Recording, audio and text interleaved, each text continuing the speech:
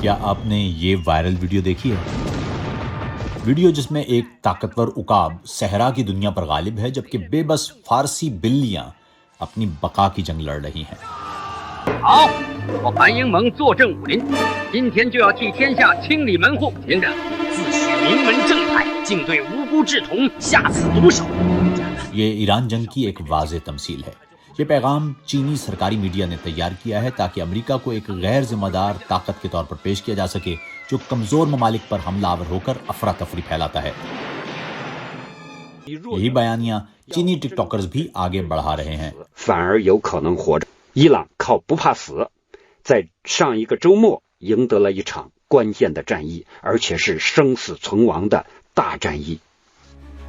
माहिरीन के मुताबिक ये एक बड़ी और सोची समझी सियासी हिकमत अमली का हिस्सा है। जो तस्वीर पेश की जा रही है वो एक मुस्तहकम, फाल और सिफारती चीन की है जो एक जारहाना और गैर मुतवक्किअ अमरीका के बरअक्स है।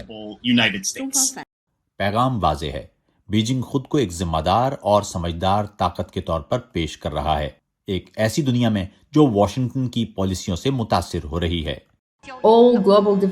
दुनिया में होने वाली हर जुग्राफियाई सियासी पेशरफ्त को इस नजरिए से देखा जा रहा है कि चीन इसे कैसे इस्तेमाल कर सकता है।